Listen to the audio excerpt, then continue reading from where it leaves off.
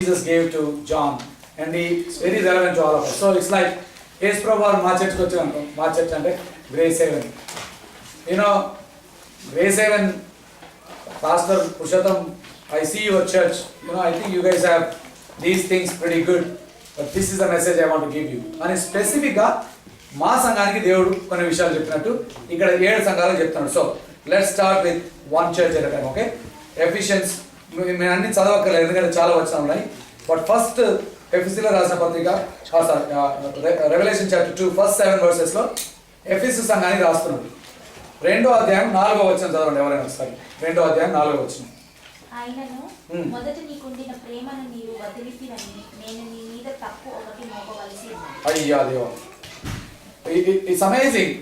By the way, one of the common features about all these 7 churches is that Jesus uses the phrase I know you. So మీరు 7 సంఘాల గురించి కూడా మాట్లాడేటప్పుడు చూడండి, Jesus uses this phrase I know, and it's a pretty scary thing. ఎవరైనా సరే అండి, when they say I know, we really wish and hope they really do not know.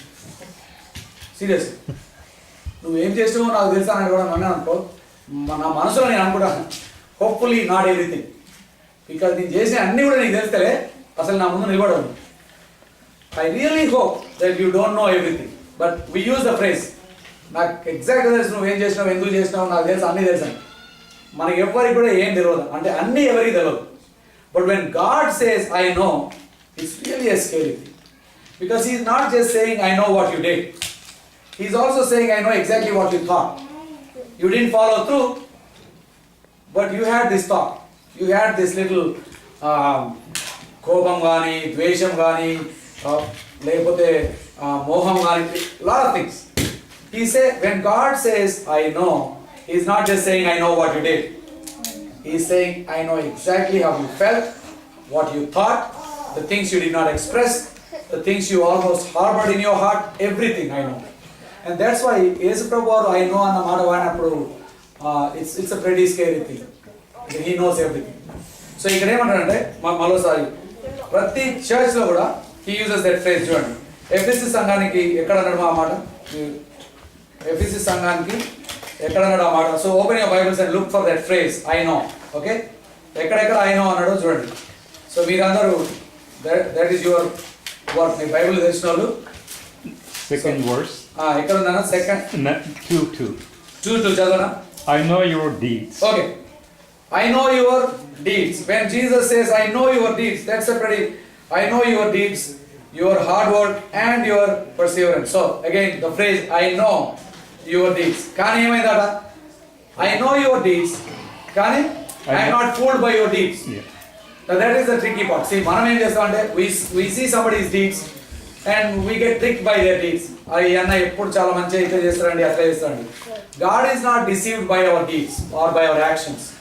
So he says, I know your deeds, but I am not fooled by your deeds. 4వ వచనంలో ఏమన్నాడు మామే ఆయన? ఆయనను see, I know your deeds. నువ్వు చాలా మంచి పనులు చేస్తున్నావాడు. ఏమేమి మంచి పనులు చేస్తున్నాడు కదా? ఆయనను మొదట నీకుండిన ప్రేమను నీవు వదిలితివని నేను నీ మీద తప్పు ఒకటి మోపవలసి ఉన్నది.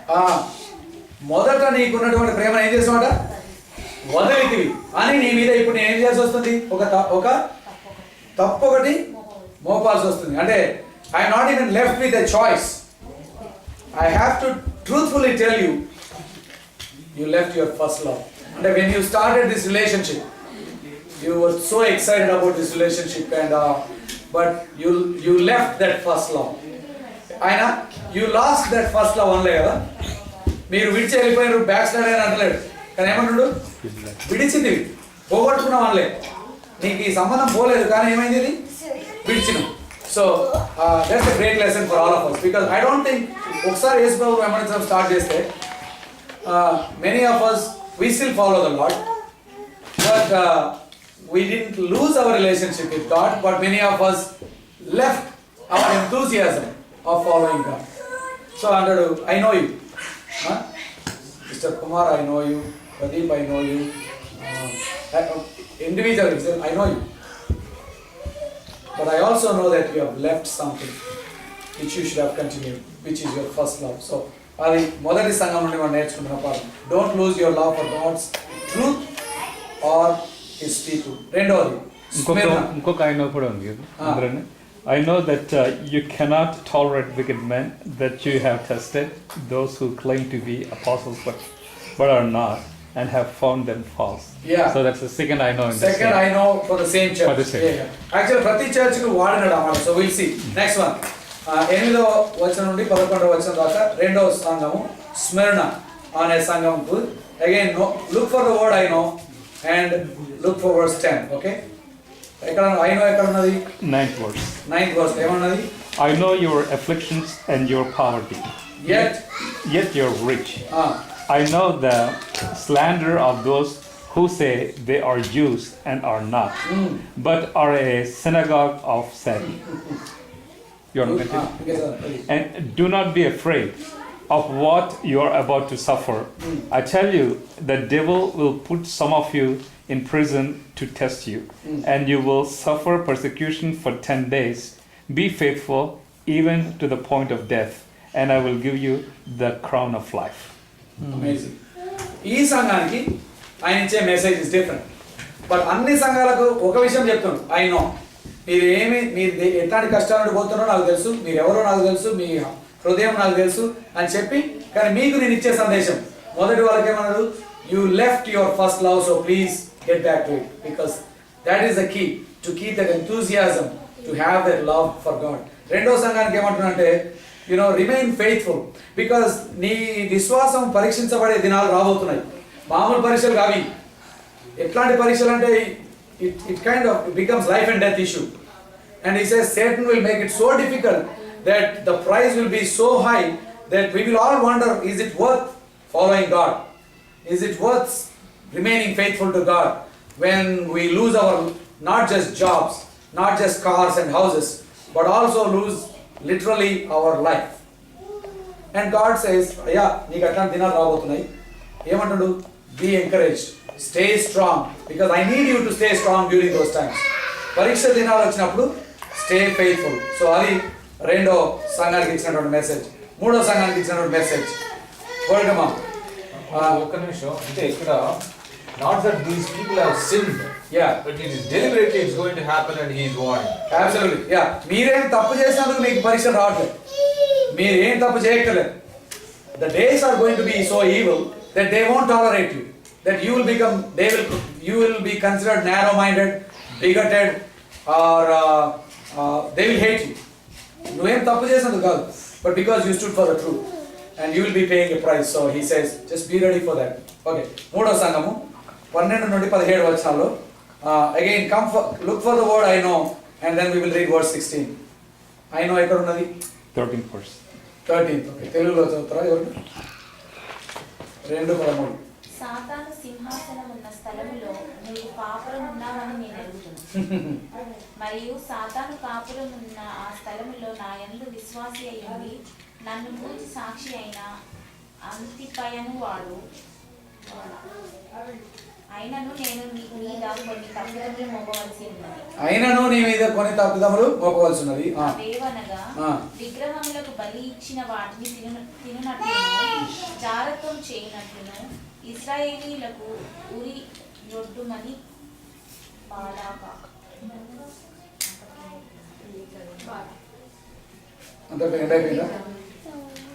అటువలనే నీ కులాయితుల బోధన అనుసరించు వారును నీలో ఉన్నారు. సరే, తెలుగు కంటే ఇంగ్లీష్ చాలా ఈజీ ఉంటుంది. సరే, బేసికల్ ఇక్కడ ఏమంటారంటే you guys are influenced by the evil one and you are compromising. వీళ్ళ ప్రాబ్లం ఏంటంటే they are compromising, and so he says resist the temptation, resist the influence from the world, and he says I want you to repent. 16 వచనం మీరు పశ్చాత్తాపడాలి. You have to repent because you have already compromised in so many ways your lives. అంటే ఇంత ముందు చర్చ్కు రెండో చర్చ్కు మాట్లాడినప్పుడు ఒక beautiful ఏమనంటే వాళ్ళు యూదులు అని చెప్పుకుంటున్నారు కానీ వాళ్ళు నిజమైన యూదులు కాదు. Again, they are bragging that they are children of God, but they are not really children of God. And you can relate to that our times. ఎంతమంది క్రిస్టియన్స్ జస్ట్ నామకే వాస్తే క్రిస్టియన్స్ ఏంటంటే క్రిస్టియన్ ఫ్యామిలీలో పుట్టి పెరిగింది కాబట్టి పేర్లు జాన్, పీటర్, గీటర్ అని చాలా మంచి పేర్లు పెట్టుకొని అప్పుడప్పుడు గుడి కూడా పోతారు, అప్పుడప్పుడు చందాలు ఇస్తారు. You know and somehow they think they are Christians, especially in the western world. వాళ్ళు సంవత్సరానికి 1-2 సార్లు గుడి పోయినా మస్తు నేను క్రిస్టియన్ అని చెప్పుకుంటారు. Jesus says be careful guys. Just because you have a name, just because you have a background, that doesn't make you a Christian. ఇక్కడ ఏమన్నాడంటే బీ కేర్ఫుల్. సో 16వ వచనం చదవమా. కావున మారు మనసు పొందుము. కావున ఏం చేయాలంట? మారు మనసు పొందుము. లేని యెడల నేను మీ యొద్దకు త్వరగా వచ్చి నా నోటి నుండి వచ్చి ఖడ్గం చేత వీరితో యుద్ధం చేసేదను. సంగముతో ఆత్మ చెప్పుచున్న మాట చెవిగలవాడు వినుగాక. చెవిగలవాడు వినుగాక. ఓకే, సో బేసికల్గా ఏమంటే మీకు నేను ఇచ్చే సొల్యూషన్ ఏంటంటే don't compromise, resist the temptations of the evil and repent. Because if you don't repent you will continue to live and తెలియకుండానే మీరు చాలా కాంప్రమైజ్ లైఫ్ జీవించేస్తారు. 4వ church. Again let's do those. Where did he say I know and what is the message he is giving? 19th verse. Okay, 19 and 20 రెండు చదవండి. తెలుగులో చదవనా? ఉందా? ఉందండి. నీ క్రియలను, నీ ప్రేమను, నీ విశ్వాసమును, నీ పరిచర్యను, నీ సహనమును నేను ఎరుగుదును. క్యా బాత్ హై. అన్ని నీ క్రియలు, నీ సహనము, నీ విశ్వాసము, నీ ప్రేమ అన్ని నేను ఎరుగుదును. నీ మొదటి క్రియల కన్నా నీ కడుపటి క్రియలు మరి ఎక్కువైనవని నేను ఎరుగుదును. అయినను నీ మీద తప్పు ఒకటి నేను మోపవలసినది. ఏమనగా తాను ప్రవక్తనని చెప్పుకొంచున్న యెజబెలను స్త్రీని నీ ఉన్నిచ్చుచున్నావు. జారత్వం చేయుటకును విగ్రహం లేక మారు మనసు పొందుటకును నేను దానికి సమయం ఇచ్చితిని, కానీ అది తన జారత్వమును విడిచిపెట్టి మారు మనసు పొందనలదు. This is very beautiful. Of course కొంచెం కన్ఫ్యూజింగ్ ఉండొచ్చు మీకు, బట్ బేసికల్ ఏమంటుందంటే you guys are very good. మీ మినిస్ట్రీ నాకు తెలుసు, మీ హార్ట్ నాకు తెలుసు, మీ ఫెయిత్ నాకు తెలుసు, మీ లైఫ్ నాకు తెలుసు, కానీ మీకు ఒక్క చిన్న ప్రాబ్లం ఏమైందంటే you are unable to discern between the truth and falsehood. సాతానుడు ఏం చేస్తారంటే ఫస్ట్ మనల్ని దేవునికి దూరం చేయడానికి ట్రై చేస్తారు. అది కుదరలేదు అనుకోండి, సత్యంలో మీరు ఉన్నట్టే ఉంచుకుంటూ అక్కడ కొంచెం కాంప్రమైజ్ చేసి, అంటే చర్చిలలో కూడా రాంగ్ టీచింగ్స్, లేకపోతే క్రిస్టియన్స్లో కూడా డైవర్ట్ చేసే టీచింగ్స్ ఇప్పించి Satan will keep us engaged there. So ఈయన ఏమంటారంటే మీకు తెలియకుండానే మీరు చాలా తప్పుడు బోధలోకి పడిపోయే అవకాశం ఉన్నది. So be very careful. ఆ సాతానుడి యొక్క ఊబిలో నుండి మీరు బయటపడాలి. For that you have to study the word of God to know the difference between truth and false teaching. So basically ఇక్కడ ఏమంటారంటే మీకు డిజర్న్ చేసే అంత వివేచన లేదు. You guys are so ignorant when it comes to spiritual things. ఎవడు వచ్చి బోధ చేస్తే అబ్బా అన్న గొప్ప స్పీకర్ వచ్చినాడు. మనకైతే ఇండియాలో అది చాలా పెద్ద రోగం. ఏ బోధకుడు ఏం చెప్పినా బోధకుడు అంటే సార్ ఇంకా వాక్యానుసారంగా చెప్తున్నాడా లేదా, ఇది నిజంగా is this really based on the truth అని స్టడీ చేసే అంత జ్ఞానము వివేచన చాలామందికి అంత సమయం లేదు, అంత చదివే ఓపిక లేదు, క్రమశిక్షణ లేదు మనకి. So it's so easy for us to be deceived with false teachers. ఇక్కడ కూడా మోసాలు అవుతాయి. ఇండియాలో అయితే టూ మచ్. ప్రతి బోధకుడు పరమాలు చెప్తూనే ఉంటాడు. ఇక ఏ బోధకుడైనా ఉన్నట్టు వాక్యం చెప్తే పెద్ద ఫ్యాషన్ ఎవడు అంటే ఇంట్రెస్ట్ చూపించారు కదా.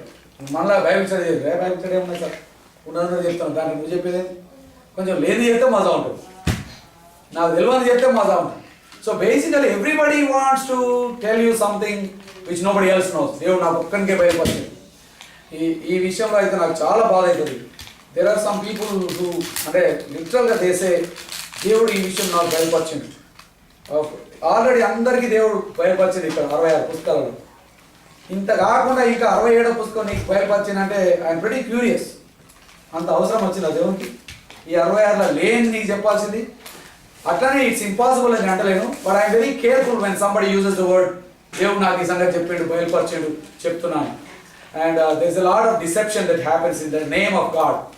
That's why Jesus says, be careful. మీరు సరిగ్గా అంటే మీకు డిజర్న్మెంట్ లేకపోయేసరికి ఉత్తగా ఫాల్స్ టీచింగ్ మీరు పడిపోతున్నారు. Okay, that's church 5. 5వ సంఘానికి ఏం చెప్పాడు? సార్దీస్ సంఘం 3వ అధ్యాయం మొదటి 2 వచనాలు చదవండి. 3వ అధ్యాయం మొదటి 2 వచనాలు. సార్దీస్లో ఉన్న సంఘపు దూతకు ఇలాగు రాయును. ఆ, 7 నక్షత్రములను దేవుని 7 ఆత్మలను గలవాడు చెప్పు సంగతులు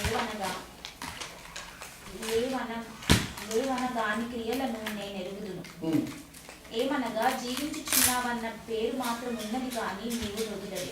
జీవించుచున్నావన్న పేరు మాత్రం నీకు ఉన్నదిగా ఉన్నది కానీ నీవు మృతుడవే. ఆ, నీ క్రియలు నా దేవుని ఎదుట సంపూర్ణమైనవిగా నాకు కనబడలేదు కనుక నీ క్రియలు దేవుని ఎదుట సంపూర్ణమైనగా కనబడలేదు కనుక జాగరూకుడవై చావనై ఉన్న మిగిలిన వాటిని బలపరచును. జాగరూకుడవై ఇంకా ఆల్మోస్ట్ చాప్టర్ క్లోజ్ అయ్యే సిచ్యువేషన్ ఉన్నది ఇది. నువ్వు అంటే బేసిక్గా లిటర్గా కోమాలు ఉన్నావు నువ్వు. Very little hope for you to come back, but he says there is still hope. It's not impossible for God to change your direction, but he says there is very little hope, but please make use of that hope, turn around, turn back to me. ఇక్కడ ఏమంటే నీకు ఒక reputation ఉన్నది. నీ reputation ఏంటంటే నువ్వు చాలా లైవ్లీగా ఉన్నామనే reputation ఉన్నది నీకు. ఈ అన్న చాలా మంచోడు అండి, చాలా మంచి క్రిస్టియన్ అండి, ఓ చాలా యాక్టివిటీస్కి పోతారండి, అసలు నీ పేరు చెప్పగానే అందరూ అబ్బో ఆననా అనుకునే రెప్యుటేషన్ నీకున్నదా. కానీ అంటాడు దేవుడు అంటాడు, but I know you, you have a reputation, but the truth is that you are dead in your heart. అంటే స్పిరిచువల్గా you are dead, religiously you are a very active person. See, it's a very, there are two different things. You can be a very, very religiously active person who has a great reputation for doing religious things and still be totally lost.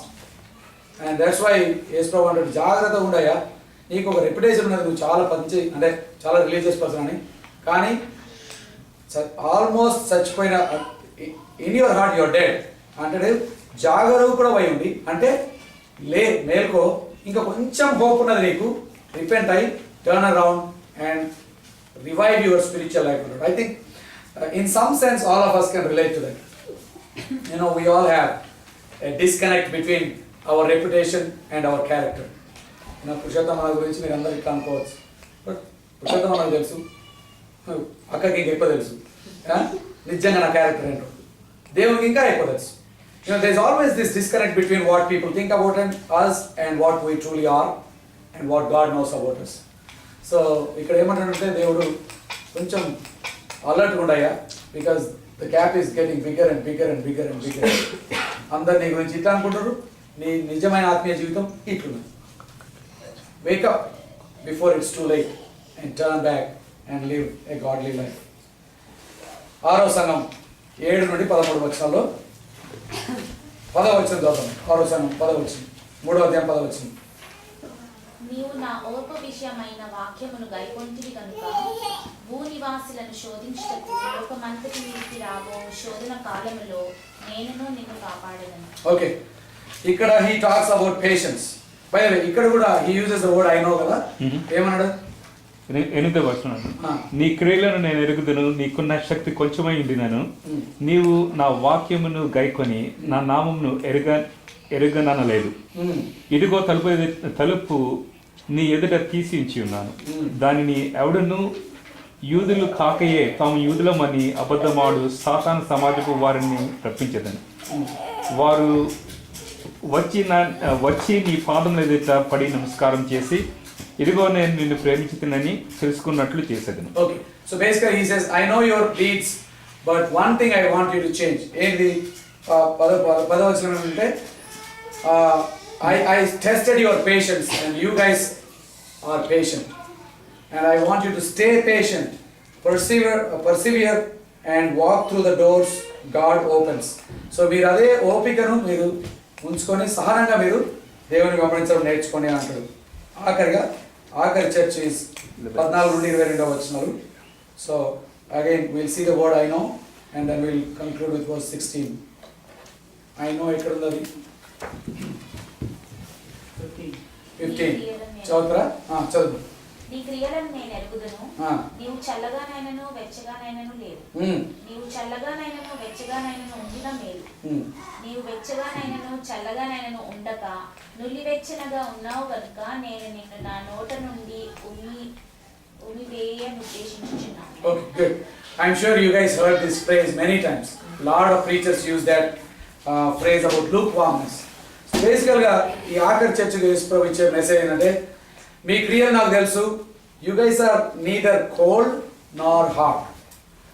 And it's hard for me to keep you because me identity క్లియర్గా లేదు. మీరు నా నుండి దూరం ఉన్నట్టు లేరు, అట్లానే నిజంగా నన్ను ప్రేమించి నాకు దగ్గర ఉన్నట్టు కూడా లేదు. దూరం ఉన్నా సరే, దూరం ఉన్నామని తెలుసుకున్నప్పుడు తిరిగి వచ్చే అవకాశం ఉంటుంది. బట్ దూరం లేకుండా అంటే if you think that you are close but you are really far, that is very difficult. Because నీకు ఇప్పుడు చెప్పలేము మేము ఎవరు చెప్పినా కూడా నువ్వు దగ్గర ఉన్నావు అని అనుకుంటున్నావు. నువ్వు ఆల్రెడీ దేవుని బిడ్డవు నువ్వు అనుకుంటున్నావు. You are deceiving yourself. So he says నువ్వు చల్లగా లేవు, వేడిగా లేవు, నులువెచ్చనగా ఉన్నావు. And that is actually a very good description of many of our faith.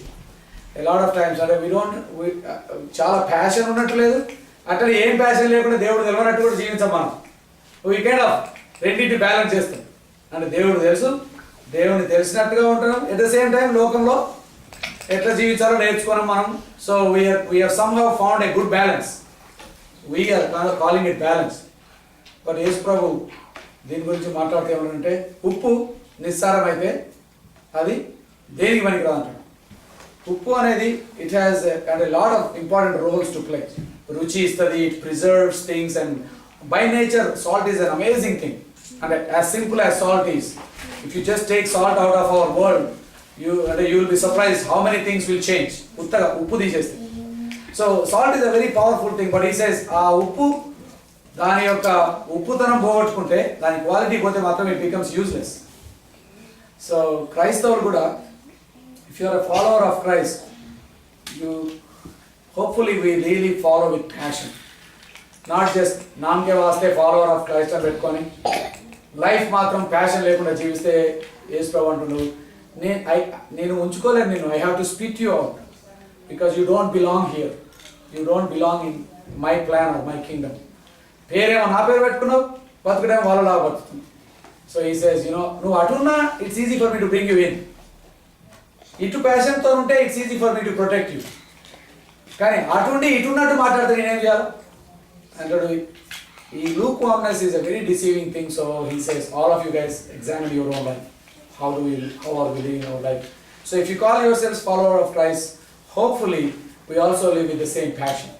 We also live with the same desire to be faithful followers of Jesus Christ. So, the first mood of basically Jesus just through John is telling us our problems.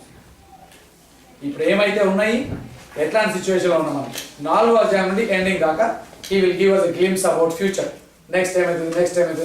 So when we come back in February in our part 2, we will focus on the second part and see what God has to tell us, teach us from the book of Revelation. So ee roju manam nerchukunna sangatulu. Number 1, God is in control, God is good, and He is giving us an opportunity to see the finishing so that we can live with hope, we can live with passion, and we will really make our lives matter. Okay, let's pray.